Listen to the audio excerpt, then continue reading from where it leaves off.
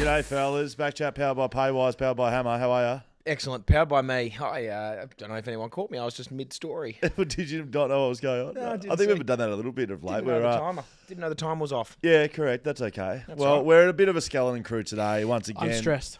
Yeah. I'm really What stressed. I think we're streaming. I think like it was all happening, so I'm Okay. just a little bit stressed. That's Okay, all. well, yeah. Have you had any Swiss today? No, haven't. What's Swiss going to do? Tired and stressed, you'll feel better on Swiss. Not a sponsor, but if they would like to. Well, Feel free. while Dan's figuring out if we're streaming or not, Dan's going to go sort that out. Dan's That's no stressed. worries. Look, got a big show coming up for Massive you. show. Matt Wearn, the closing ceremony flag bearer, will be on the show today. Cirque took him for a run, did he? Cirque took him for a run. That is correct. Beautiful. We have Steve Gravina, who is head of Front Runner Performance. He was training with Daniel Ricciardo this week, amongst some other things that we're going to be chatting Danny about. Rick doing the ball drops. Correct. We will be chatting all things AFL, some big moments over the weekend I want to talk about Massive as well. moments, mate, but none bigger than this. I'm just going to have What's to cut this? you off straight away. I don't know if I should do this with Dan still worrying about the stream, but Yeah, I'm you going should. to. Yeah, absolutely. Hit it, Damo. You've got the touch. Straight into it. Wow. You got the power. What's happening right now? Yeah, I've had to take it off the top. You're putting us off the top with TABtouch, our good This- friends. Our best friends. Literally our best friends ever. What's happened? You didn't tell me this was happening. There has been some big Jack Buckley medal news. Right, so what's going on here? You So keep I putting put it the out to story people. up to the people 2 weeks ago, Yes, or a week ago, 2 weeks ago. and it said, you've either got to go the same way it was, we leave it the way it is, you change it, I go back and do the entire Jack Buckley system with the new algorithm, or I added a C option in there. I don't have any friends, and this means nothing to me. A lot of people who didn't have friends. Okay. And a lot of people took the mickey out of it, and what ended up happening was that it was an exact tie. Yeah. 169 to 169, Which is your fault. which was my fault for adding a third. Brilliant numbers, by the way. Brilliant numbers, correct. One dinner for two, and then all of a sudden we're away. So I've then had to put it up again because it was a tie. Yep. Not unanimous, it was probably about 65, 35. It was a walkover. It was a walkover, yeah. Who's the favour? We're going back and doing it. I'm going back and starting from round one, opening round, and just tearing through with the Jack Buckley medal, the algorithm. And I've done the first round, Okay. and oh boy. Just one round in. I'm one round in, and I had to give you the breaking news. Because Okay. if people are going to sit there and think, oh, we know what the round was up until 14, this is going to be pretty close. Yeah. Oh, boy. What's the... What, I'm just wondering if Jack Buckley played in the first round. That's the only thing that I feel like could have happened. Jack Buckley opens his account with 3 of the first game. That's not... Please. I'm not going to... that. I'm not telling... So that didn't happen. Right. I'm going to tell you right off the bat that Jack Buckley did not get a vote in the first round. Okay. As it was already. Okay. But the 3-2-1's different. It's different? How different? Can't tell you how different. But I'm So telling what's the you... breaking news? The breaking news is people who think they know what they... Like, people who are thinking right now, we know what the Jack Buckley medal's going to be, it's flipping on its head. It's going to be so different. Harris Andrews was stormed away and he was 16 votes up or whatever it was. I'm rattled. I'll tell you why I'm rattled. It's huge. I'll tell you why I'm rattled. Why? Because I've stolen the top of the show. No, not at all. We're a very, very loose operation at the moment. I'm rattled because last year, Harris Andrews was leading the competition. Yes. Had the Jack Buckley in his pocket. He did, and then he kicked a goal in the last round. And then we stripped him. No, we didn't. Whoa. The algorithm stripped him. The algorithm stripped. He stripped Rules are himself. rules. So it's like Rules are the Corey McKernan type Brownlow medal. Yeah, operation. it is like right?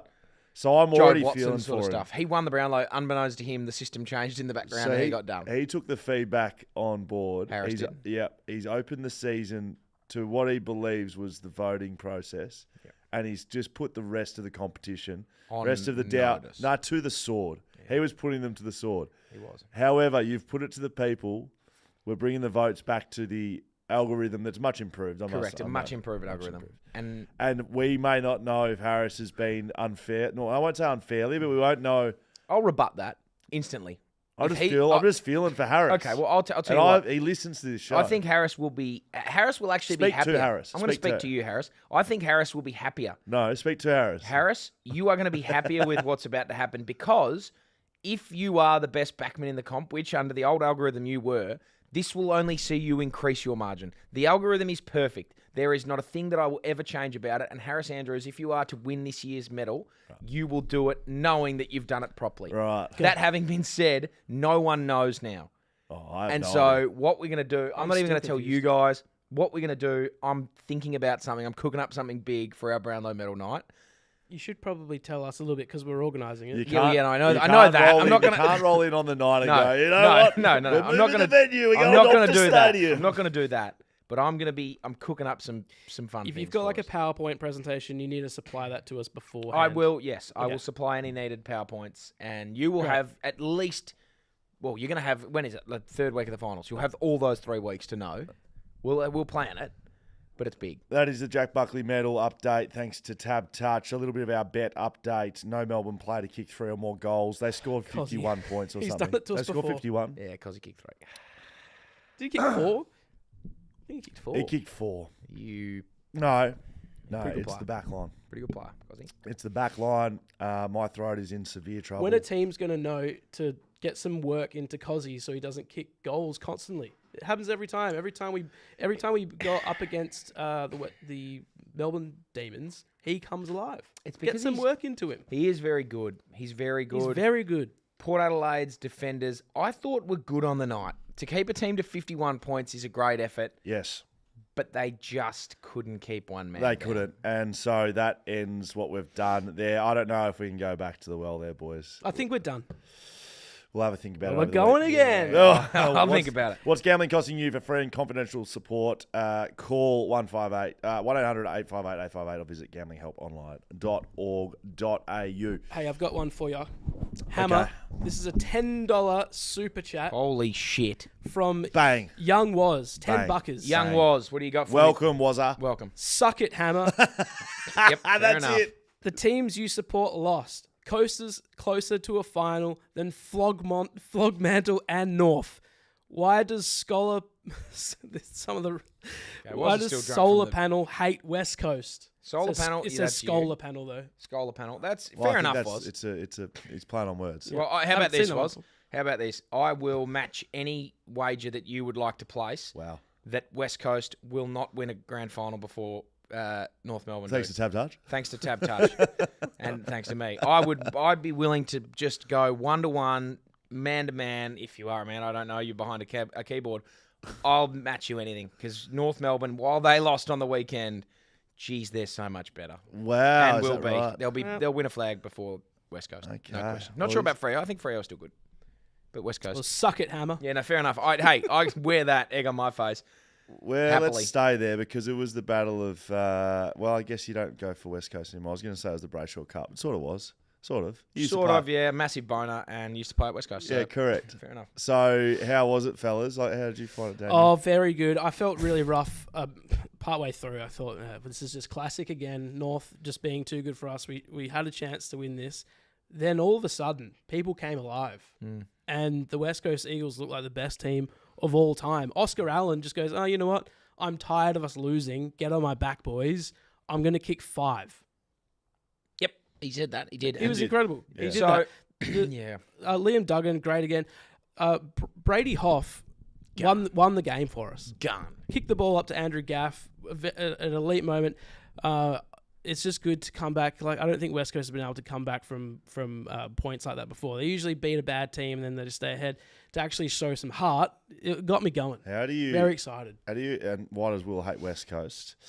how do you explain the 3 goals kicked up until about 10 minutes ago in the third quarter? You're happy with how things were sitting then, were you? Or Well, it's just they play their best footy when it counts most, and that was well, the they story of the don't. game. They haven't. And they don't. No, they won. Well, They did. The way I look at that game, both teams played really, really bad for 3 quarters of footy, Yes. with the exception of Harry Sheasel and Colby McKercher. Yes. Guns. Yes. That's why North are going to be better in a few years.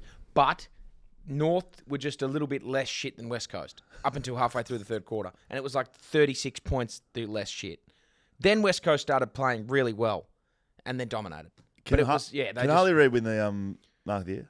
Is that Mark of the Year? Nah, Jamie I Ellis. think Jamie Ellis. Situation- Bobby like, Hills was better. The mark alone it was awesome up there, but the situation I think helps Jamie Elliott. What if he takes that on Jack the Sinclair took a better mark than him on the outer weekend. wing on the MCG and 100,000 people go up and he's playing against Collingwood, Yeah. Harley Reid? And he gives everyone the finger on the way down. Yeah. That would Something be like cool. that. Do you know what I mean? Like, Wins it. He's taking it on Corey. He's a pretty tall guy. Aiden Corey. Corey, Yeah, he loves a yeah. glove though, Aiden, and apparently he's a pretty grumpy operator, according to Yeah, a good psycho. man. Griffin Psycho. Griffin Lowe starts bottling people when he's out. Yeah. He's taking it on him, and there's like some sort of grass bank behind it with about 3 people on it clapping him along.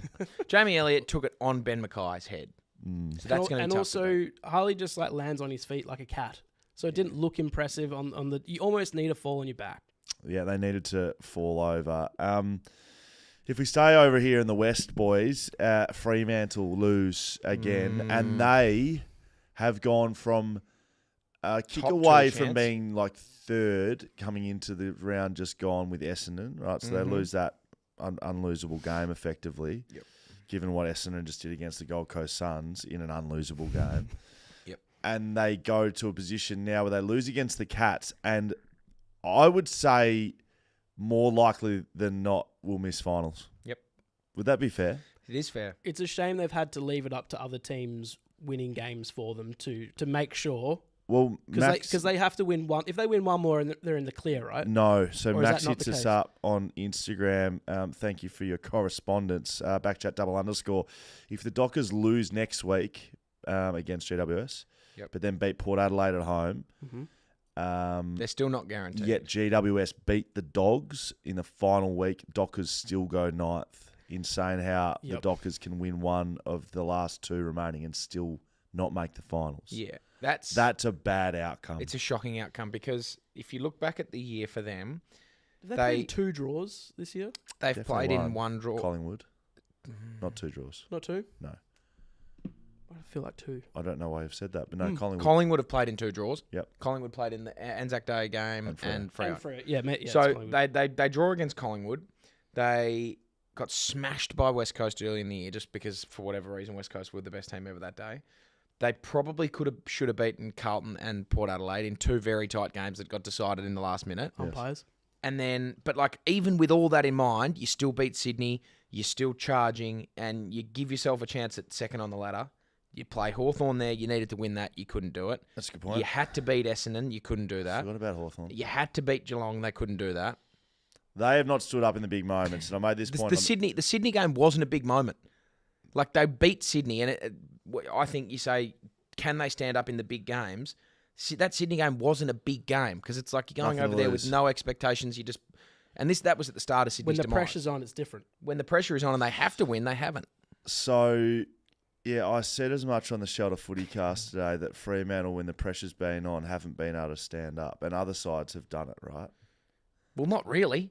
Who stood up under pressure this year? Well, Geelong Geelong did is, it on the yeah, weekend one. to them, and One. Essendon did it on the weekend to them. Like the Yeah, but teams that they're the pressure was on for Essendon this week. no, and they shit the but bed. Fremantle have consistently. Yeah, you're right. Pressure yeah. was on for Geelong against the Bulldogs a couple of weeks ago. They shit the bed. So, if they do go into the last round of the year and the last game of the year on a Sunday, and they are playing 4 finals. in a big moment, maybe the biggest moment in anyone out there's career. I don't know. Fife probably played in some bigger games. Played in the grand final. he Mickey did, yeah. Mickey Walters played in some bigger games. Not many others. No.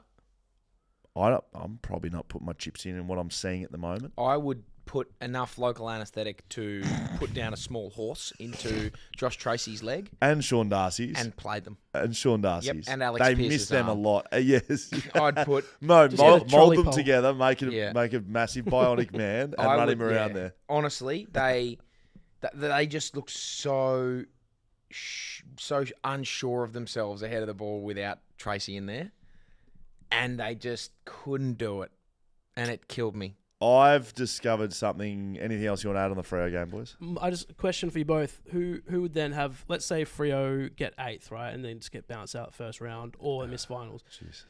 More disappointing season: West Coast or Fremantle? Fremantle. Yeah, 1,000 billion %. Mm-hmm. I still think it's less. I think it's still a more disappointing for Fremantle unless they win probably 2 finals. If Freo win the first final, get bounced out in the semi, I still think it's less. Right. Especially it's if West all or Coast nothing, beat Carlton basically. this Can week. I ask a question to both of you? Who's been the most disappointing side this year in the AFL? Gold Coast. Gold Coast, Dan? Or I reckon Adelaide. You guys talked about Adelaide this morning, and that was like because they were pushing. They're going to be pushing for finals this year. Adelaide. They beat West Coast by 99 points in like the round 5 or something. Don't use West Coast as a meter of their... Yeah, but bad teams don't usually win by almost 100. Yeah, that's a very good point. So Adelaide, I agree on. Gold Coast, I agree on. I think the St most... Kilda. Essendon, I agree on. St Kilda, I agree on. St Kilda finished 6th last year. Yeah. Essendon had high hopes this year. Adelaide missed finals by a kick Collingwood. last year. The number one most disappointing side in the competition this year is the Collingwood Magpies. Why are we not talking about them as being an absolute disgraceful disappointment? Won a flag. They won a flag and they're going to miss finals. Yep, that's true. Right? They've had a lot of injuries, but that's still they still won a flag last year. Bad luck. Yeah. I heard the bad luck thing with West Coast over the last few years about not injuries. Most teams that win a flag have deals with injuries because they play so late and they're pushing it right to the letter of the law. No question. Collingwood have been the most disappointing side in the competition. Yeah, I agree. And my only thing that I would say on that is, from my point of view, I reckon if you took it to December not last year, the year before, so December 2022, I reckon I said on here, I think Collingwood would be my team to slip because they won so many close games, they can't possibly do that again. And they won the flag. And they did it again doing that exact same thing, but this year they've lost all those close ones. So I was probably too early. I was a year too early on myself. But this is what I expect them to do last year. Is there any heat on Collingwood? I haven't heard anything. All I'm hearing is Craig McRae being the nicest fucking bloke ever. John Longmire, have you said this? John Longmire came out and said to Craig McRae's comments around if it was at the MCG, it would have been a 50-metre penalty. Yeah. And John Longmire said that's really interesting coming from someone with the biggest home ground advantage in the entire AFL. Great. Correct. Like, thanks very much for the update, Craig. I just saw Craig McRae speak on socials going back at John Longmire. What? What did he say? What did he have to say? Do you reckon he went back at him? No question. It was, and people will say, oh, you can't have a go at him for being a good bloke. He basically just Apologised. just backed the bus right up, backed it right up. Said, I'm on my P plates. John Longmire is the best coach in the bloody world. He inspires me every day to be a better coach. That is pretty much what he said. Craig. It's like, And even in the press conference afterwards, best last quarter ever, Isaac Heaney, just be disappointed. Be a bit angry. Did you see King has come down at quarter time? No. King has came down at quarter time when the GWS 31 Giants to 1. were 31-1, and King has ripped heads off. Yes. He went through every Jesus. single player and just basically said, "You're shit, you're shit, you're shit, you're shit, you're shit," and they came out and dominated. Craig would have come and given them all a big cuddle. Yes, correct. Is he just not a good coach? He's a very good good coach. coach. He's a Very, very good coach. We're not saying he's Just a bad needs to get a coach. bit of mongrel about him, I think, sometimes. Well, I reckon he has it. He played for Brisbane with the course he greatest did. team of all time, Yeah, of mate. course What do you he's reckon got- Lee Matthews is coming in and doing to Craig McRae? Maybe Hugging he's him. scared it out of him. Giving him a Lee's hug. never given a hug in his life, mate. Someone also said, I don't know if you guys mentioned Melbourne as a really disappointing one. Yeah, they've been shit out. they've just been Another one of shit. your sides. 13th. I tipped him for the flag, I think. Yeah, you did. Did ya? I tipped Clary for the brown. That's right. That is some of the worst I've ever heard. Yep. But we love that. Some close games over the weekend. We enjoyed that too. Bloody good round of Big footy. Mac Andrew. Did they throwing rubbish after he kicked that goal? Essendon fans? Essendon fans suck. Yeah, they do. Essendon fans suck. They're flat, though, and Yeah. notably flat. Yeah. It's been a long time for them. And they're going to miss finals. They will miss finals Yeah. now, and that's all but sealed it. Like, I'd be pretty pissed. Yeah, fair enough. Remember how shit... Don't be pissed with Mac Andrew. No, I'm It's not Mac going to... No, Andrews. just don't throw he's rubbish legend. at Mac Andrew. Remember when Richmond were just finishing 9th and 9th and 9th and 9th and 9th? And then they went on to be a premiership dynasty. Yeah, but in that period of them being shit, Yes. everyone was their supporters. Like, that, my uncle is, not James, my other uncle Rob, is just would kill someone for the Richmond Footy Club. And the poor bloke 15 years. just had 15 years of his life. Probably long. No, way of longer than just that. being just fucking devastated every year, every week, every day about the fucking Richmond Footy Club. And that's how I think Essendon fans are feeling now. What about North fans? Oh, yeah, North, we've been shit forever. We've Yeah, been shit for a long time. but you're now into the This is stage shit where and you you're know it. that shit that you're shit. Yeah. You're not like, oh, we're going to make finals. Oh, no. Yeah. Yeah. That's Remember- what Essendon's been like for 20 years. I remember supporting North growing up, and it was like, I'd never thought we could win a grand final, but we were always making prelims. We made prelim after Yes. prelim Yeah, after you did. semi after prelim, and I was like, we never threatened ever. We made in 2007 Glen Archer's last game. We played Port Adelaide and lost by a lot. They went on to lose by another 100 to Geelong the next week. Yes. We played in the elimination final where Drew Petrie kicked a Frank the Tank goal. Was that in a final? That was in a final. That was Essendon in the final. They lost that one. We should chat to Drew Petrie. Gun. Yeah, that'd be a great call. There was, what other ones did I watch? I watched the one where Todd Goldstein took a mark, and it was like a bit like the Dean Cox one in the grand final, where then it went back in and Leo Barry took the mark. Goldstein took the mark, kicked it back in. I'm pretty sure we scored and we won the game. 2015 prelim, we played them. Yep. Yes. You guys won. And they're up by 4 Yep, goals to up by nothing 4 at goals. the quarter time. And it was just like, there's been some ones where it's like, we are going to. I remember after we beat, it was Geelong, I reckon we beat at the time it was Etihad. I flew to Sydney to watch us lose by 50 points at ANZ Stadium to the Swans. So shit. Oh. It's the worst stadium to watch footy at as well. But we were always in semis and prelims, and now we've just capitulated. On last Boomer one Harvey should still be playing. with Mac giving people the shush at the very end. So he kicks the game winner, was pretty cool. runs to the crowd. Riley and I watched the Sydney Collingwood game. Mason Cox loves to bring the finger out as the shush to the fans. He didn't shush him. Did he shush him? Yeah, he did. Like, he kicked a goal and he did it. Like, Hang on, didn't they lose? yeah, they did. But that's the thing. Midway through the game, he You can't pull the shush like celebration out like you're going at the crowd when you kick a goal like halfway through the third quarter. Mason's very American when he does Yeah, that sort of stuff. I know. It's almost like he is one. They were, Yeah, they- he's they very were- American. They were booing and stuff. Kicked the goal, gave the shush. Can we just like hold the shush until you like silence the crowd, please? Yeah, that's. I've got, this is an interesting call, but I respect the shit out of it. I love it. You love a shush. I- You no, love an I early love- shush. No, not an early shush. You I love an love early the way shusher. Mason Cox does his shushes. Because it's like, it's so annoying and it's so stupid and so un-Australian. win the But it's game when like, you do it's him. He's an American that's come in. He's balling out like he's LeBron, but he's just not. He's 6'11". He stands the mark every time because he's tall. He jumped forward on the mark and should have given away a 50-metre penalty on the weekend. It wasn't the MCJ. Oh, anyway. that I like him. I like Mason Cox. Yeah, friend of the family. I do like Mason, but I'm just Let's saying. send him that hold, clip. Hold the Yeah. shush. Put it on your body. Put it on. Loves an early shusher. Yeah, love an early I'm shush. a big fan I'm of a big early Cox shusher. fan. Yeah, also. I'm very And Mason's big Cox. good too. Very big Love- yeah. Cox fan. I was going to say talking about big Cox. This isn't a good segue. Can't be talking about me then. Look, I feel like we had a world exclusive here on BackChat. Oh, World exclusive. No Cox. A world exclusive. We live streamed and live commented and live fed something that has just gone fucking Huge. Bunta. the biggest story in the world. So Adele talked about Adele's gone on about it, and Did Johnny she? Knoxville's fucking put a big piece about. Like, it's Great. just blown the world up. We did this live, fellas. Yeah. I've sat down on the couch after what night was it? Friday night, Saturday night, Friday night. Friday night after a big night of having the Aquinas boys over. Who won the premiership, by the way? Well Shout Well out done. Aquinas, Congrats. lads. Shout out Aquinas. And I just sat down. I thought, what I can't wait to do is just watch some Olympics. Yeah. 4 years of grinding, Yep. getting to a sport, the ultimate pinnacle of sport, blood, sweat, tears. the highest level of integrity, Yep. the Olympic Games. Yep. And I flick it on, and the women's breakdancing starts up. And I quickly text you two and say, Get on. you might Here we want to go. fucking turn this on, fellas. Breaking. Because Not breaking was breakdancing, breaking. Yeah. The thing that really got me going, and I knew there was something iffy going on, Something special was cooking up. was Snoop Dogg Yeah. opening the event. Like, can you tell me one other sport in the Olympics where that would make sense? Snoop Dogg and Tony Hawk did it at the skateboarding. Right. Tony Hawk's a legend, So though. yeah, So that- Snoop did the this- skateboarding. Snoop has been, I think he's getting paid like $10 million from the Americans to be the ambassador of the Olympics. Okay. So can you imagine at the swimming, Snoop Dogg just Yeah, it'd be coming weird. out in a It'd be weird. dressing gown and Well, no, Tony Hawk was at the skateboarding. That made sense. skateboarder? Snoop Dogg is a hip hop artist, and this is a hip hop dance, so sort of makes sense. Wow. Okay, I can draw that parallel too. He's also high as a kite, I reckon. So there's a few triggers that got us going here before Rachel Gunn came to the fore. Yeah. Snoop Dogg's out in the middle. Yeah. The best I could do is hip hop artist cross Gandalf. He's in the middle he's of old. a circle. No, not old, like wizard. He's dressed like a wizard.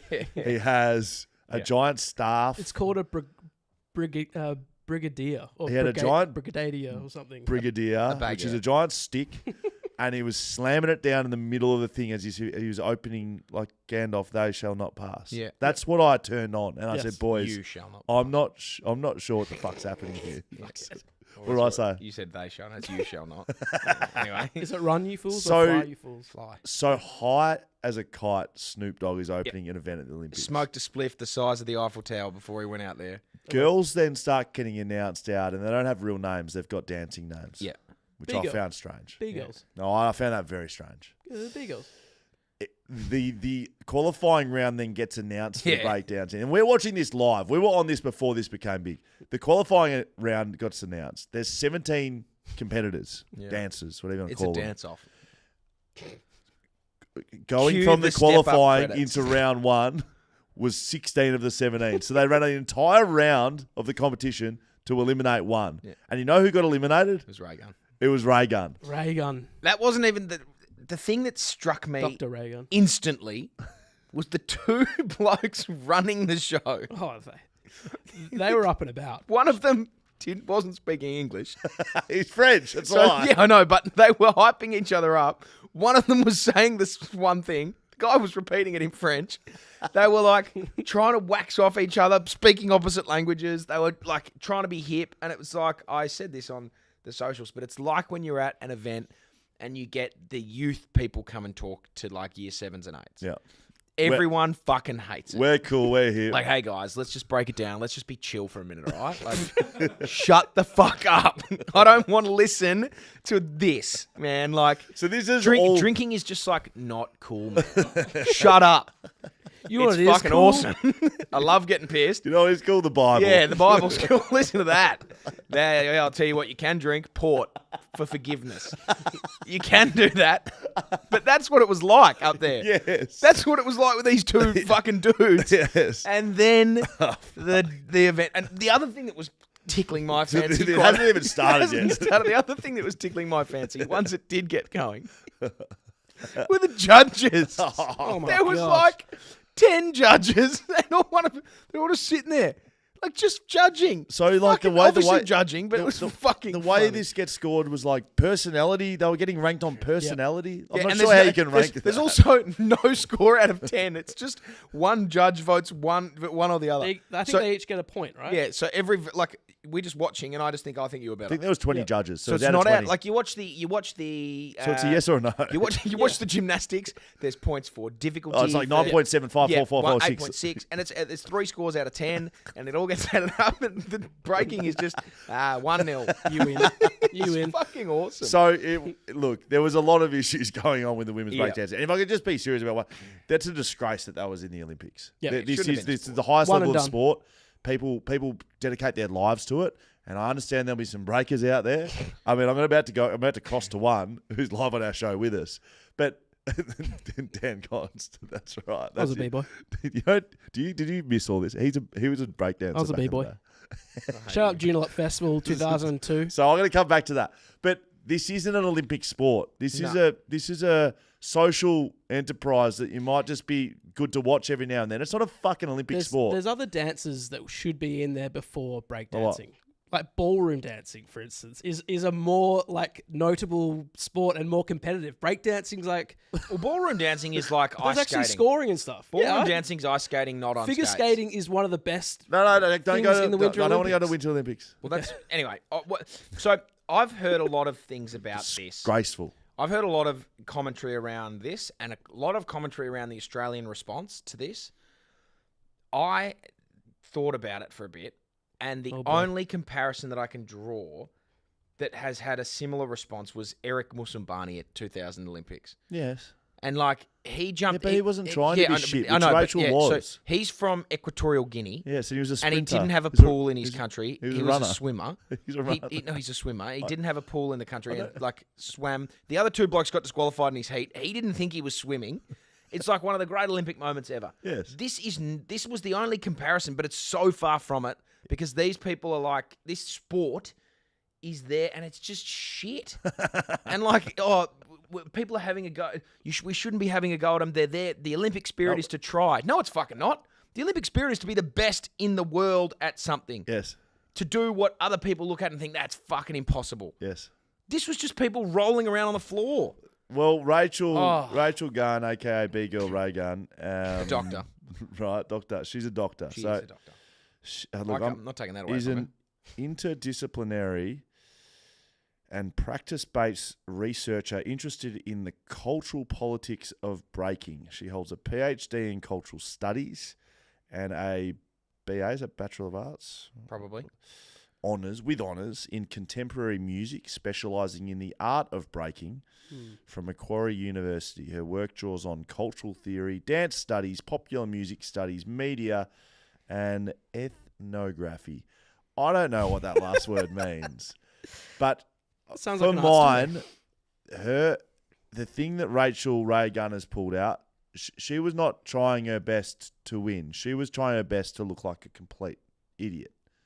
I think she was trying to channel, and I watched it again last night just for fun. She was trying to channel Australian animals. I think that's what she was doing. No, but she was taking the piss, mate. And she's out on the Inspired Unemployed. This is a setup. It's a setup, and it pisses me off for Olympic athletes and people who couldn't qualify for the Olympics because the team was full, or they didn't want to take an extra cyclist, or they didn't want to take an extra athlete.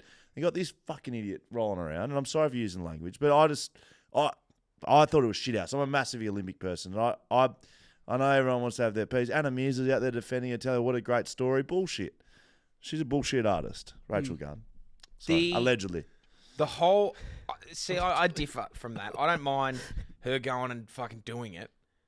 I just don't think the sport... I think it's a shit sport. Like, the best people that were there doing it weren't good. Yeah, the men's gold medal match was not impressive whatsoever. I wasn't impressed at any stage from that. I was like, that is something you watch in Step Up 2 or 3. She wasn't doing interpretive dance. She's trying to challenge the Australian. You're going around doing the fucking kangaroo. She was rolling around like trying to be a snake on the ground, and it wasn't like a good snake. I was. Headslides. If we can break down the performance, I was in hysterics. Mate. I was crying watching that. Like, what are we doing? Yeah. Can I just shout out Young Woz has got back in the super chats. He's come back for more. Yeah, with a $2. Feed us, Wazza. Who does Scully hate more, West Coast or Ray Gunn? Ray Gunn, just. I'm pretty sure we had another chick. Didn't we have a marathon runner pull out a kilometre in? I don't know. Yesterday? It feels like not I don't know. I don't know about that. I'm pretty sure we had I reckon we had a marathon runner. I saw this morning. What did she do? An Cramped. Australian one. Australian marathon runner cramped a kilometre into the marathon. Feels like preparation hasn't gone quite well. Maybe too many beers. Maybe she was sick. I think I could be wrong. I'm not wrong, I think. Yes. I might be wrong with nationality, but there was definitely, I'm pretty sure it was an Aussie, pulled out of the marathon whenever it was. Can't go with you. On the last one on the breakdancing. Can you break it down for us? Well, okay. No, I can't because it was a long time ago and I'm trying to choose to forget that it even happened. The breakdancing commentators, so I watched it again last night and they're just, the whole time they're like, yeah, great. Like, they're not even telling you what's going on, at least with the skateboarders, like, which was actually good. They're telling you the tricks, they're explaining what's happening. The commentator's just like, yeah, girl, get it. It was the worst thing ever. If I was an athlete and I watched that, I would be watching going, what about me? Like, why is this getting a platform and this performance? Why is that surpassing what I've been doing for my whole life? Beck's brother, weightlifter, he's a beast. Yep. His weight category got taken out of the competitive thing because they wanted to increase more chances for more events. So he was one of these guys that spent all these years training, Great. got to a level, and then they go, oh, we're not actually Perfect including example. that anymore. Sorry, John. I would like to know how the breaking got selected. Like who picked it? Someone on YouTube Because France said had to pick it, didn't they? Yeah, France picked it. Someone said on YouTube that it was between ballroom and breakdancing. Did the French even win it? The guy was in the gold medal match. Did he win it? No, he got silver. That's just so silly. It's never going to be in there again. Yeah, it so won't be. it's It's not getting in there again. I saw another quote from yeah, they'll Ray regret Garden it. They're going to saying, regret it. I wonder if the Olympic Committee is regretting not having an LA. I don't fucking think so. I can be quite sure of that. Hey, we're going to get to one of our interviews. I think we Yes. start in the Olympics. Sure. A real Olympian. I'd like to speak to a real Olympian. Yeah. They didn't give the flag to Ray Garden. They gave the flag to Matt Wearn because he's a gold medal Olympian that's been working his ass off. Jewel. Right, working his ass off in a sport, sailing. And I watched this final, and it was fucking good to watch. Was it? Yeah, mate. They were going at each other. It was like because before they start, and I'm not sure if Circle asked Matty about this, but Matty Wearn's going head to head with his second place guy because they were trying to jostle for position before the start. You're not allowed to cross the line before the gun goes, and because all he had to do was beat this bloke in the last race of the series. He was following him around, and the guy was trying to lose him between boats, and they were like crashing into each other. And there's like, you got challenge flags you can throw out. It was pretty good. Great. Matty Wearn, dual gold medal Olympian, was the flag bearer in the closing ceremony. And thanks to ID Athletic, idathletic.com, our man Mark Foreman spoke to Matty Wearn last night, I believe. Let's have a listen. Well, what an amazing Olympic Games it has been for everybody involved, everybody watching, Australians, but West Australians as well, and our Path to Paris podcastees, I guess you can call them. We had a whole lot of success, and I'm so excited to recheck in with one of our earliest Path to Paris interviewees, Matt Wearn, who I can now say is a dual Olympic gold medalist. Matt, welcome back to the Path to Paris. How are you? Yeah, thanks, Mark. Thanks for having me on again. It's been a pretty amazing couple of weeks, and obviously the last few days have been even better. So I can't complain. Mate, we've got you linked up live from Paris, which is unreal. Where are you at the moment? I'm just hanging outside the village, obviously from a grassy knoll point of view, but just spending some time looking at some other sports and really soaking in the atmosphere over here. Oh man, well I know it's your last day, but there's so many things to ask you, so I'm just going to squeeze this all in one. Firstly, you have been selected as the flag bearer for the closing ceremony. What an honour that is. How are you feeling about that? Yeah, it's quite emotional. I think, you sort of, I don't know if you've seen the snippets of Anna doing her sort of closing press conference for the games and how emotional she was getting. And when she gave me the call, it was one of those things that you felt the chills go down your spine and a little bit of emotion set in of how much this means. And obviously doing it at the closing ceremony obviously means you've had a pretty fantastic performance as well. And something has sort of struck a chord with Anna and the rest of the team as well. So it's massively humbling and just such an honour to be able to represent Australia and walk in with that flag. What did she say to you, Matt, on the phone when she told you? Yeah, she was obviously the initial thing was the performance side of things, obviously the result. Kaylee and I being the only people to sort of successfully retain our gold medals in our disciplines. And she sort of continued on to, I guess, our attitudes towards sport, our mentality, the way we've held ourselves this Olympics and this cycle as well, too. So, there's a bit more of a personal side to it in that sense. She's really sort of, picked, I guess, the two people she feels is sort of, taken on the Olympic spirit and the Australian Olympic spirit as much as they can. And, which is even more humbling. Oh, so it should be, Matt. I think everybody that listened to your particular episode of the Path to Paris sort of feels the exact same way about you, and we were all riding that wave with you. Take us to the race. I certainly need to ask about that. This was a little different to your last Olympic gold medal in a lot of ways, but you cruised in that last race in Tokyo, whereas you needed a result in this race. How did that feel? Before I get to we'll call it a controversy, but how did it feel knowing going into that race that you needed to, this was not done? It definitely made things obviously a little bit more stressful. Yeah. You sort of having to sit around knowing that there's potential that you could lose the gold medal in the race, which obviously makes things a little bit tougher. But in some way, it made it even more special when obviously it eventually happened. obviously had that time for it to sink in Tokyo. Whereas, obviously the emotions and the lack of sleep and everything was still there for this time. So it made it that little bit more emotional on the day, a bit more, probably enthusiasm in the celebration and things like that as well. But it's just incredible. I bet it. Yeah, I bet there was a lot of enthusiasm, a little bit of stress as well. So that final race, you had pretty much done everything you needed to. Then the wind drops. I've heard you say to a few people you were frustrated. Tell me sort of the feelings you were going through. But then I suspect from what you told us in your podcast episode on the Path to Paris that you just had to quickly switch back on and get it out of your mind. Yeah, exactly. It's super unheard of in medal racing, especially in the Olympics when it's broadcasted to live audience. That that racing will be called off when you're already into it and well and truly through it as well. That I think we only had probably less than 5 minutes of racing to go, and the fact that they called it off was super frustrating. Borderline angry, not really understanding the decision because we've certainly raced in worse stuff during the week. As well, so that was super tough. But like you say, just had to regroup, let all the emotion out, and then go again for the next one, for the real one, I guess. Oh, how well you did. Hey, I could ask you how you're feeling at this moment, that moment, all these things. The image that sticks out to me is when you were literally carried out of the water in your dinghy, holding the kangaroo, holding the flag. Was that the moment where it really set in? You could just see on your face, you put your arms up, and it just seemed incredible.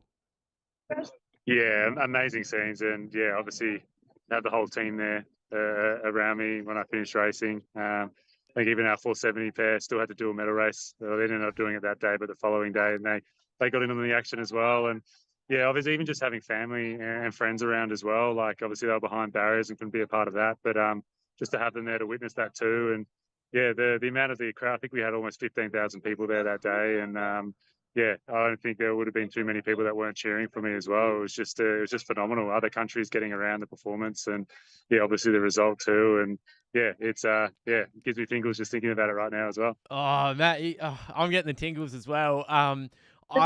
Something you just mentioned then is that you obviously had family and friends there. Vastly different to what happened in Tokyo. How special was it to have friends, family, your mum, your dad?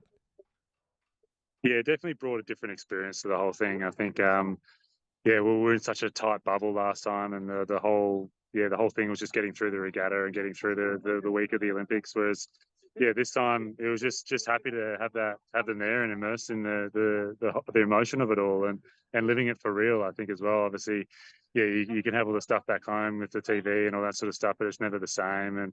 And to see that emotion on their face and for them to see it on my face in real time, it was incredible. And to give them a big hug and shed a tear together. A pretty special way to finish the campaign. Well, your mum. So has your mum always been like that? Because I saw some awesome interviews with her. She was emotional multiple times, of course, tears of joy, but she was anxious leading into your gold medal race. Has she always been a heart on her sleeve type mother? Yeah, she definitely has.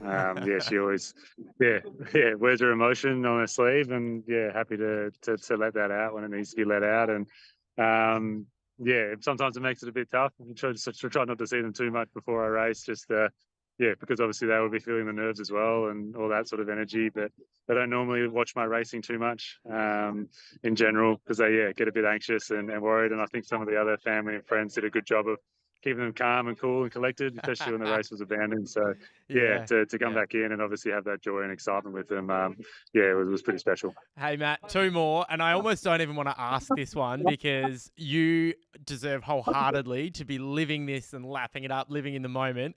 But as we've mentioned, you've defended your Olympic title. That's 2 in a row. No one's ever done that. Is 3 in a row a chance?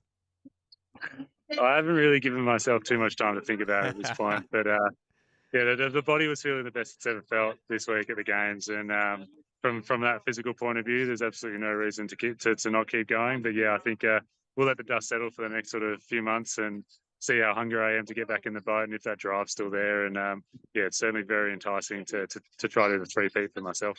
Yeah, absolutely. Hey, we're talking to you only hours out from the closing ceremony. I mentioned off the top, you're carrying the flag for Australia. How do you feel? Like, what is going through your mind right now? You're enjoying the last few events of the day of the games, but you are about to walk out for Australia in the closing ceremony. The emotion of what Anna told you, as you've just mentioned to us. What are you feeling ahead of the closing ceremony tonight? Yeah, I'm pretty excited. It's obviously going to be a phenomenal experience. I was pretty excited for it, even without sort of being the flag bearer as well. Yeah. So I'm looking forward to that opportunity to see the atmosphere and what sort of show they put on. But yeah, I think also a little bit nervous. I don't want to do the wrong thing. Obviously, you're going to be in the spotlight a fair bit. So there's that side of things. But no, I think, just pure joy and excitement for what's to come tonight. And obviously, to share it with Kaylee as well is just going to be pretty cool too, to do that sort of cross-sport pollination, which is nice. Matt, you don't need to hear this from me, but I will say it on behalf of, myself, but Western Australians, anybody who listened to your episode of The Path to Paris, because you are a brilliant ambassador for not only the sport, but the state of WA. When you were explaining why Anna chose you to carry that flag, that gave me a big smile. I can only imagine how it made you feel, Matt. You deserve everything that has come your way. All the best. Thank you so much for taking the time to chat with us briefly here. Enjoy every moment of what you're about to experience in that closing ceremony. You're a dual Olympic gold medalist, but you're a damn good person. Thank you so much for your time. No, thanks for having me on again, and really appreciate it. Thanks, Matt.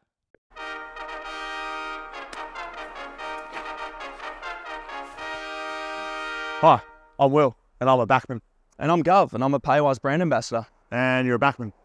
Yes, I am, but I'm also a Paywise brand ambassador. And I know that the best way to get into your next car is through the Paywise novated lease. To learn more about novated leasing, contact Paywise today or just ask Jeremy McGovern.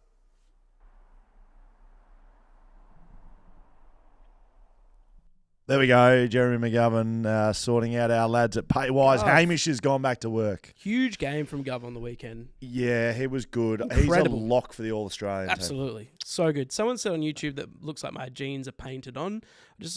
I have it's just issues with my leg size and jean size doesn't fit. So I have to either have huge jeans or tiny jeans. There's somewhere in between the two, just doesn't really work. So you've gone with the tiny jeans? No, I haven't gone with the tiny jeans. Probably just a couple of kilos over where I'd like to be. But also my car, it just, it doesn't really, it's just... I know you don't like talking about this stuff. I just shouldn't wear jeans, I guess. But you said you got two options. You go huge jeans or tiny jeans. Yeah. So do you want me to be a B-boy again and have hella baggy But then jeans? I asked you, have you gone tiny jeans? And you said no. So they're not huge jeans. I don't know. You've gone tiny jeans. I think I went tiny jeans for my size a year ago. Why don't you wear pants like this? They're just not tight ones. They just break because of my. Who are you? There's a fucking incredible hole. Yeah, they do. Walk around your clothes, rip off you. Look, there's no gap in that. Yeah, I understand. And you got big calves, but there is a lot of bag in this pant. I'll try yours on. Well, I don't want you to wear my pants. Oh, okay, well, don't offer it up then. No, these type of pants. Oh, okay, I thought you said try these pants. Yeah, this type of pants. Oh, right, not yours. Not my pants. Not try my pants. So could you not do that? I guess so, yeah. All right, I'll try. We've discussed this before. This isn't the first time this has come up. I know, but it came up in the chat, and I thought I should address it. They're not painted on. Yeah, but very good. Hey, talking about very good tipping. There's 2 weeks left of tipping, of course, with the tipping season culminating at the end of the AFL season. And it is a fucking tight contest. This is for $2,001, by the way, because we're giving you much more than we gave you last year, which was $2,000. $2,001 to the winner. Every week we give a $250 voucher to the Alfred here in Western Australia. And Noxie, our good friend Andrew Knox, big supporter of the podcast, been to a lot of our live shows. Well done. Andrew Knox, 7 out of 9 this week, difficult week. Huge. At the tip, and he has gone 7 from 9. So $250 to you, Noxie. Congratulations. Now, the leaderboard. And I'd like to speak to a couple of these next week, Dan. Yes. If we can organise. How many we got here? Look, I've got 16. So this is the top 16. The leaders are on 127. And there is 4 of them on 127, only separated by pressure. Total margin. And to be honest, the total margin isn't that much. Only 100 total margin between, or Yep. less than 100 total margin between the four. Okay. So that's Raheem, Grant, Clayton, and Bradley, all on 127. The top of Jimby and Juice, Raheem. Well done. He got 3 this week. He'd be filthy. So he got 3 this week. Grant got 4, Clayton got 5, Bradley got 6. So it's a bloody tough week at the office, this one. So he's back to the bunch, old Raheem. So tied at the top, right? Brilliant. Tied at the top. And then we've got one selection back on 126. We've got two people, Bryson and Russell. So Bryson got 6, Russell got 4. And then after that, we've got another 1, 2, 3, 4, 5, 6, 7, 8, 9, 10 on 125. Crazy. So 2 votes back. Literally anyone can win it. So I'm not Wait, counting not out me. people on 124, 123, 122. Well, I just seen figure we've seen some bad rounds happen. we've had some capitulations. Last year we had top Or of the the table ultimate, capitulate. the ultimate. So capitulation. Aiden, Christian, Trent, Chris, Molly. Good to see Molly, Callie. Good Yep. to see Molly and Callie up there. Matt, Harry, Glenn, and Mr. F. Mr. Farm. Mr. Farm, you are all on 125. So for $2,000, that's a lot of fucking money. That's Cost a of lot. living, we're not getting any cheaper around here. Why don't we check in with the so after this round there may be like a top 5. We should probably just try to get them all in the one I'd call. like to see how their headspace is Yeah. right now, whether the pressure's coming on.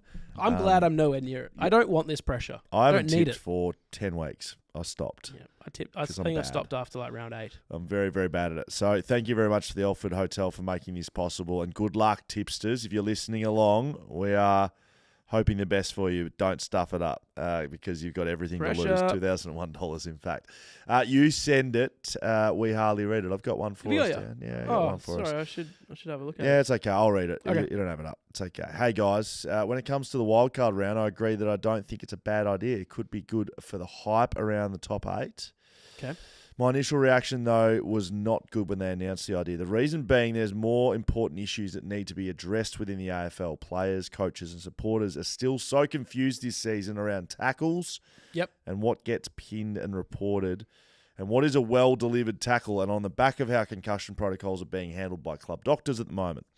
When a player is struggling to get back on their feet, looking like a baby giraffe, shout out Harry Mackay a couple of weeks ago, it seems it would be a given that they at least get a doctor on ground to evaluate at this rate. It's time Correct. for independent doctors and for the AFL to at least address that they know it's an issue that needs to be discussed in depth. At the end of the day, concussion is not just about the game, it's about the well-being of these men and their future health, and women, I might add, as husbands and fathers and as mothers and wives. And sisters and brothers. I'm adding a little bit into this. But as always, a great podcast. Thank you from Candace, our good friend Candace. Yes. So Bang the thing, on all the of thing that. there was with the wild card. The more I think about it, the more I'm in for it. Like there's actually no argument to not have it. Oh, we can't have more people playing finals. Yes, we can. Yeah. We already have that, and it's another week of finals. Thanks for coming. The only time I think I'm going to be really filthy with it is when West Coast lands 6th and they get bumped from the finals in the wild card. Like as a fan. Say that again. So if West Coast 6 at the end of the year, Yep. right, and then they play someone in the wild card game like 10th, and they lose and they're bumped out of the finals because of that, I would be filthy with the system. More filthy than if you lost to 7th.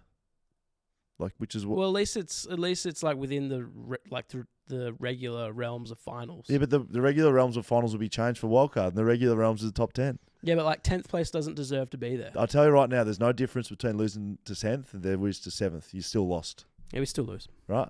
And Yeah. you still win. If you beat 10th, It would hurt more losing to 10th. I than don't to think it 7th. would, man. It would. There's not that much of a difference between, like, look at this year.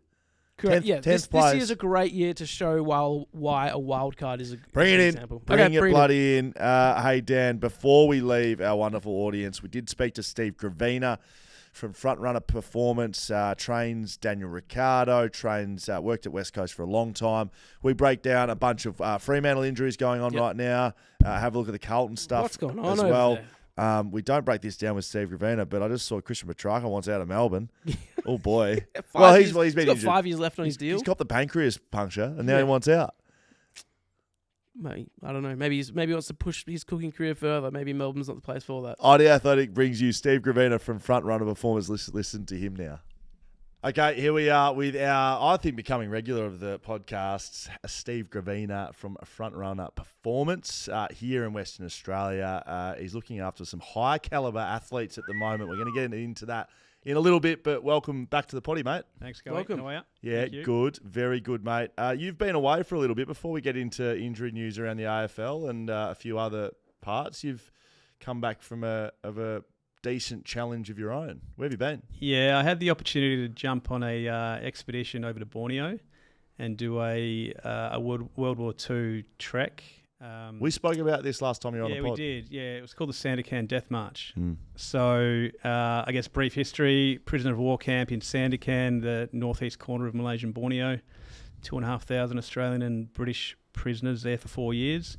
Then they were forced to march across to the west to try to evacuate the island, and unfortunately, out of the 2,500 that started, 6 made it.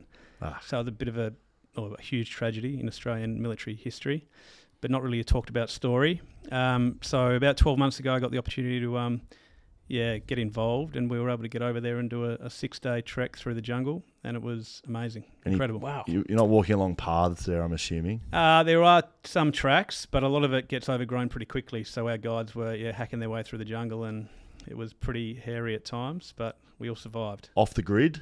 Very much off the grid. No phones? No phones, no tech, which was really refreshing and a great reset that I love to do every now and then. So highly recommend it. Are you given treatment while you're out there, like rolled ankles and stuff? No. I tried to stay away from that. We had a couple of other guys in the finance world. I was trying to pick their brains, but they were off the clock as well. So no, we were proper in the immersion space with the jungle. I'm doing the same. I'm doing Kokoda in October with Lynchy. Quinton Lynch will be there with me.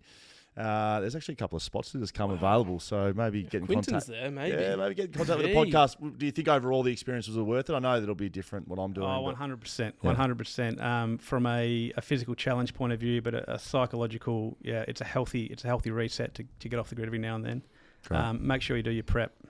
What sort of prep? Mental or physical? Physical, wear your boots in. Okay. Blisters can unravel the whole thing really quickly. Okay. So make sure, get your boots early, wear them in. Do I need to be like Vaseline on my, how do I stop blisters? If you wear the boots in, they should be okay. Okay. What else could we do? We could double sock. That's a really good way to minimise the risk of blisters. Double sock. Double sock. Okay. Dan, I'll borrow some of yours. Take notes and then get used to walking up hills. Okay. Yep. Not wearing any currently? I've got issues with my back and my calves, and that's like from walking around in an office. So that's probably not good things to be carrying into a trek like that. Are you carrying a pack? Yes. Yeah. Put the pack on, go up to Jacob's Ladder, and do an hour up there, mate. Awesome. All right, you want to come and see something funny, come and watch me at Jacob's Ladder with a pack on a midday in Perth. Mate, let's get into what you're here for, to chat about some of the injury stuff around the AFL. Not sure where to start. While you're away, Alex Pearce, captain of the Freo Footy Club, he re-broke his arm, so he came back pretty early after a break. He had surgery, he had a plate put in, and then he's re-fractured that, I believe, over the joint of where the plate is. Can you talk us through what that looks like? Is that a common thing? It can be. After a plate goes into a bone, that area of bone is going to be weakened for a little while. So the plate where the point where the plate meets the bone is a bit of a vulnerable spot for a little while. They would have obviously got medical clearance from the surgeon and the sports docs at the club to work through the time frames, but you were always trying to roll the dice between like when it's really ready and when it's safe, but when you could almost get away with it. And unfortunately for Alex. Do they just plaster it up or something? Like, how do you play with that? He would have had a little guard on there, but there's certain regulations around what you can have, because if you've got too much of a rigid support, it can become dangerous for opponents as well. So, you can't have too big a brace around it. You guys were talking about Mark Lacroix earlier. I seem to remember him having almost like a second arm on there when he did it. Like, it was I just remember so much strapping and stuff on there. Yeah, it used to be pretty thick. It was pretty soft though as well, so it wasn't a really hard piece of material that could be used as a weapon, I guess. Right. But it was soft enough, but it was always thick, and Lecker did like a bit of padding. Let's say, he did. He was soft as. Now, no, it was good by him playing on. Now, Sean Darcy stayed with the Dockers. I'm not sure if you saw that game or any of it on the weekend, but he warmed up. I was calling the game. He warmed up, and 10 minutes before bounce, he was strapped up doing full tests, and then they pulled him late. the way he was warming up and how much strapping he had on, I think they expected him to play. Have you seen much of that over your time at AFL clubs? Yeah, the guys that have got, I guess, sort of those grumbly knees, they can be touch and go, but if you're taking some to the line to actually warm them up on field, there is an expectation that you're going to play. But someone as important as Sean would be given every opportunity. So he might have been touch and go, but yeah, I'd imagine the club would have been preparing for him to play, and then they would have had to call upon the emergency pretty quick. So in the build-up, say like captain's run or something, he would have been feeling okay. He would have done enough. Would have done enough, right? Yeah. But do you think in footy players' heads, like even if they're feeling a little bit sore, they're just like thinking, yeah, good to go, even though they might not be? Individual. Some guys do struggle with the slightest niggle, but other guys who are able to deal with that adversity, they can push through a certain amount, but at the end of the day, you've got to be able to function. And so someone like Sean, who relies so heavily on jumping, he's got to be able to push through a fair bit of force and land through that knee. So it obviously wasn't good enough. Is it hard, the balance in the medical department at AFL level, when you've got some guys that it might be just a tiny corky, and then on the other hand, a Bo Waters type operator, he's got like 5 crack bones in his ribs, and he's like, yeah, no, I'm fine. Yeah, is it hard finding that balance of what actually is the issue? Yeah, 100%. You've got to know your athlete, and that comes down to the inner psychology of working in high performance sport. So once you know who you're dealing with, it's not just the injury; it's the person you're trying to manage. And so sometimes you need to shoulder around them and pull them back. Sometimes you need to shove out the door to make them play. You saw something in the Kangaroos game. Harry Sheasel copped. I don't know what it was, but he is apparently touch and go for this week coming up. But then they were talking about, because it was something around his ankle, and Derm on the broadcast said that he notoriously doesn't strap his ankles, and said that he was pretty sure that clubs fine their players for not strapping because it's something that they have to do. It's like a what's the word? Tool of a trade almost. Yeah, is that true? In all of the time I've had in professional sport, I would call that a fallacy. Right. That it's enforced. Might be different clubs, but I guess there's no evidence to suggest taping is going to prevent an ankle sprain. Okay, so if you've never had an ankle sprain before, there's nothing to say you have to have tape, which is going to help you get through the game. If you've injured your ankle, then yes, taping can be a preventative measure. But a lot of the actual research around it showed that the effect of tape, the mechanical effect of stopping movement of tape, lasts about 10 minutes when you're running on a treadmill. So it's not actually stopping you from moving. It's giving you a bit of assistance and what we call proprioceptive awareness to maybe help save the ankle a little bit when it goes into that position. But yeah, there's not many clubs that would be forcing their players to all get strapped, especially if they've never injured themselves. So why did I strap my ankles and wrists every session I did for 7 years, the last 7 years at the football club? Why did I do that? Well, I think it makes you feel confident to play. And you've had a few ankle sprains over the years, mate. So I have. There would have been a little bit of benefit to it. Great. But yeah, I certainly would say to young kids out there, if you've never hurt your ankles before, I don't think there's a need to tape your ankles. Is that right? Some guys will look like they could potentially never walk again, then they go into the rooms to get strapped up, and they're good to go. You're getting a bit more than getting strapped up, aren't yeah, they? Sometimes there's a local anaesthetic injection Right. involved as well, which would take a bit of the pain away. Which you can do to ankles, right? You can do to ankles, yeah, and that's usually when the ligaments of the ankle basically are on the outside of the joint. So a lot of the time you'll be just injecting on the outside of the joint. Once you start going into the joint, that can affect, again, that proprioceptive awareness, which can make it a little bit higher risk. But yeah, typically a little bit of local anaesthetic can help the guys get through. Bit of the miracle spray. Well, yeah, the magic spray, not a big one in AFL. Then why didn't we ever get that at the club? Yeah, I'm not sure actually. I know why, because it doesn't work. The wrist tape for me as a defender, that works. It was a thick, over and over again piece of tape, and then you'd wrap it around, and there would be like a physical blocker to. For me, it was like spoiling, which is pretty much all I did for the last couple of years. It would stop the wrist from it's that catching impingement, and it that would never wear off. That was good to go for the whole game. Yeah, 100%. The reason is you're not doing 15 Ks on your wrists. So when you're running, every step you take, you're loosening up that tape. You'd only get half a dozen opportunities to spoil, or maybe more for you. And very good spoil. There's a fair bit of force going through these wrists. Yeah, but it's not getting the same amount of work, so that can help. Okay, good. Maybe last one on footy. Carlton. Carlton, boy.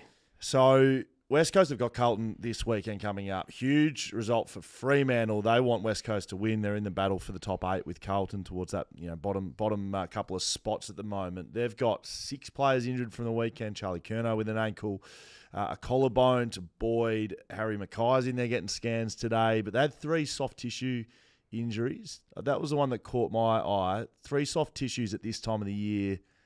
Uncommon. Rare? Yeah, it is relatively uncommon. And again, a lot could go into that, but the club are pushing to survive for the season, and so whether they're in a high training phase at the moment to try to get the most out of the group, and sometimes there's casualties if you're having to probably do more than what otherwise you normally would at this time of the year to get through. Yeah, okay. I want to ask you. I saw your just on that. Okay. Why is it not common at the end of the season? Because I think you've said before it's more common at the start of the season, but why is it rarer to happen towards the back end? The guys usually become a bit more conditioned to the rigours of the week-to-week demands of footy, and so the tissue, the hamstrings, become a little bit more robust as the season goes on. The longer you survive, the stronger you are, and the better your chances of surviving at the back end. So when there's been a long stretch of footy, typically the guys get into a pretty good routine, but whenever there's a gap or a break or a bye or the start of the season, when there's a sudden change in load, that's when the higher risk comes in. That's good. Saw your head on social media a little bit this week, mate. You've had a superstar in it, front runner performance. Daniel Ricciardo is back home training with you guys. Tell us about how that is. I was impressed, for one, to be honest. He's one of the best in the world at what he does. So what are you working with Daniel on? Well, Dan and I first met last year. He had an issue in the F1 where he broke his hand. So he came home for a few weeks, and the Red Bull guys reached out via Dom Sheed. So shout out to Dom. Shout out Sheeder. Good connection. There we go. I hope you just nice little rev share agreement you've got with him. Finest fee. So yeah, we worked. I know Dom will be hitting you up for it. Loves a buck. Yeah, so worked a little bit together then, and then again over the summertime when he was back in town. And I think the F1 group have got a mid-season break at the moment, so he was back in town for a wedding actually. Yep. And just wanted a little bit of maintenance work along the way. So how does what he do? How's it different to an AFL player? Like some of the stuff I saw him doing, I was like, I've never seen doing stuff with his wrists and his neck and his. Yeah, it's very different to other footballer, and it was quite new to me last year as well. So I did a bit of background research, but very impressive athletes. The guys are very fit. Their endurance to be able to maintain that performance in the car in a lot of time in a lot of heat is second to none. So they go through a lot of calories. The forces that their body has to go through, particularly the upper body, is immense. So upper limb strength is important. Neck strength, really important to cope with the G-forces involved in the car. And then, hands, wrists, elbows, shoulders, really important. So, it's been fun. Because he's not a big guy, but he's strong. Very strong. Yeah, pound for pound. Almost like a fighter kind of weight. And so his sort of power to weight ratio is really impressive. And where's he going to be driving for the rest of the season? Yeah, not sure, mate. Not sure. That's good. Not an F1 expert, and keep it strictly professional with him. Fair enough. Don't fanboy him too much. We went to Belgium and Amsterdam with the F1 2 years ago, and we had a sit down exactly like this, and it was like, can't ask him what's going on. McLaren stuff was all happening. There's all sorts of rumours flying around. And we did an interview like this. And then the last question we asked said, so, mate, just to finish it up, where you're racing next year. And, like, the media team's going nuts. The manager's going off his head. He's pissing himself laughing. So you could have broken an exclusive for us there, mate. I wish I could. Very good. Thanks for joining us again, mate. Front runner performance, front runner physio. Get your body in tune. You want to compete in a race. I don't know. You do the selling. I'm selling for you. But come and see you. Come and see the team. Come and see the team. Yeah, we're a sports physio clinic with some strength conditioning services as well. So running is a real stronghold for us, which we really enjoy. But also general sports physio. So as the footy season and the winter sports are ending and the summer sports are starting, come on down. I'd love to fix my shin splints. So come on down. We'll sort you out. Great.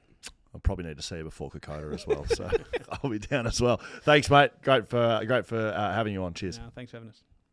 There we go. Steve Gravina from Front Runner Physio and Performance. Big thank you for him coming on the show. Look, I'm down here by myself. Dan's gone. He's going to turn us off at some stage. We don't know how to do that. So Dan's doing that. Hamish has gone on pink concert.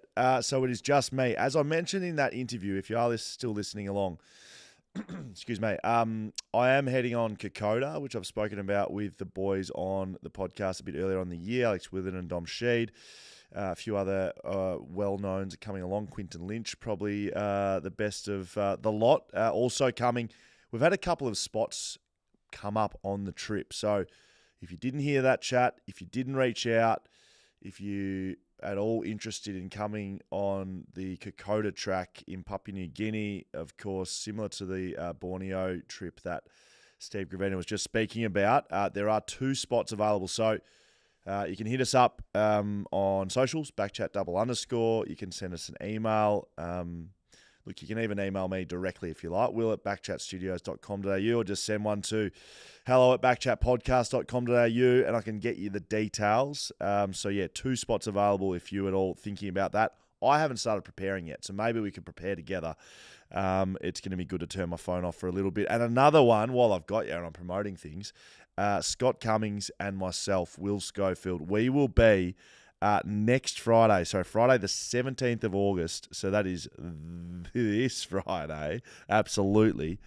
We will be, what are we calling this? Uncut and Unleashed. That is absolutely right. We will be at Fremantle CBC Footy Club from 6 p.m. on Saturday. You can get your tickets. Me and Scotty, couple of beers deep, couple of shelters deep, just shooting the shit. That's pretty much what we're doing. So if you want to get down there, you can find the details in the link in our bio. If you don't want to do that, have a bloody great evening and a bloody great week. You've been on BackChat, powered by Paywise. Thank you very much to our supporters, our sponsors, TABtouch, Shelter Brewing Co, Whippersnapper Whisky, ID Athletic, Mamba Digital, West End Plumbing, Camera Electronic. You know what to do. Sign up as a Patreon. Thanks for joining us. Bye-bye.